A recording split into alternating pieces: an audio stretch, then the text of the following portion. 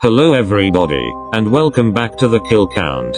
Today I will be looking at The Blair Witch Project, released in 1999. This movie is honestly fucking insane. It's also based on a real event. It's about these kids who are making a documentary. They go to the woods to shoot the film, but then they get lost. Heather, the main character, she's kind of happy but also could be pretty weird. The actress of Heather, Ray Hans, she talks on this interview about the character. Oh, look what I did. Wacky, huh? You know, and now it's, you know.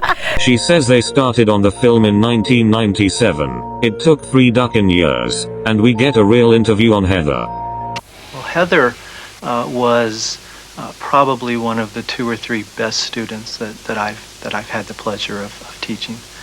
She was committed, she was energetic, she was very creative. She had submitted a proposal to me to do a short documentary on the legend of Blair Witch. It was something I had never heard of before, to tell you the truth. Directors also talk about why they made the film.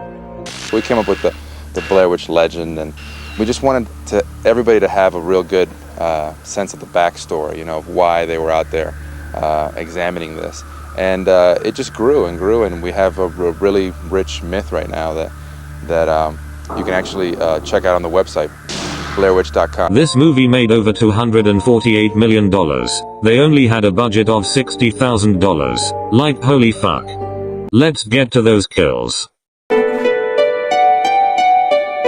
The movie begins with this girl named Heather. She gets ready to do this big documentary with her friends, Mike and Josh. It cuts to them interviewing people about the Blair Witch. You've heard of the Blair Witch? Several times. Several times. And what was the first incident? Well, I've heard stories about her from people and neighbors and stuff like that. And also the actress for Heather got to make the documentary however she wanted. We were given a great deal of freedom, especially as my character was sort of making the documentary initially. And I had tons of freedom as far as writing the documentary that I wanted to make as my character. After a bunch of fucking interviews, they stop at a hotel for the night, and the next day they drive to the spot. Then they finally start going in the woods. It cut to Heather reading about the Blair Witch. But upon inspection, the bodies had been removed by persons unknown. The search party claims that the stench of death was still thick. They set up the tent and get ready to go to sleep. The next day, they get to moving, and Mike starts getting nervous about where they're going. He freaks the fuck out, flipping out on Heather.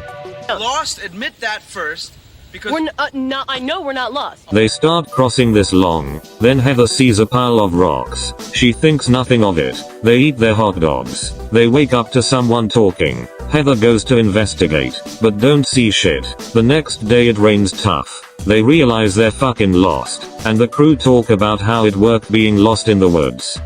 We guided them through the woods with this GPS system, this global positioning system, that allowed the actors to remain isolated, but yet still in contact with us. We had little instructions put in milk crates with big bicycle flags, and we could spot them using the GPS, and then every once in a while around the milk crate you'd hear this little skulking in the woods. They spend another night, and Heather hears something again. The next day, Heather sees another pile of rocks in front of their tent, and gets weirded the fuck out. Then Josh get all fucking pissed at Heather for not having the map. No, I didn't take the fucking map, man. I'm serious, I don't have it. Are you fucking serious? Fucking serious, I don't have the map, okay? They decide just walk south. Mike starts randomly laughing. It's because it fucking got rid of the map. They get real pissed. They just continue walking. Then they see this fucking shit on trees. They get all scared. The director says this about their characters. We came up with this real-time format to shoot, the solid 8 days out in the woods and keep the actors immersed in their characters as much as possible. A lot of it was, I think, just acclimating to, being in character and staying in character. Mike starts screaming for help and shit. They spend another night. They wake up to some fucking creepy shit. go, fucking go! They start running away. It goes black for a long ass time. It becomes the next day. They stay on the move. They really can't find a way out. They realize they just went back where they were at. They cry and shit. They spend another night. They wake up and can't find Josh. They scream for him, but it don't work. It gets dark. Mike and Heather talk for a bit. There is a deleted scene of this about Mike. This is just a message to everybody. You've all been... This is ridiculous. Just go ahead. You've all been such a huge part of what makes me up. They wake up to Josh screaming. Josh, where are you? Tell me where you are! They wake up to this thing in front of their tent. Heather just throws that bitch, and they sit there. Heather goes to see what that thing is, and when she opens it up, it's Josh's hair and shit. So I'ma just add him to the count now. Heather freaks the fuck out, and washes off her hands. She acts like she didn't see nothing, and they continue walking. Then it cuts to Heather making an apology video.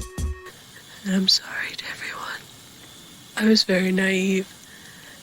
I am so sorry. They find a house, and go inside of it. They start hearing Josh again, and run around this joint. Mike just drops his camera, and Heather sees him, and drops her camera. This is where I'm just gonna add them. End of movie.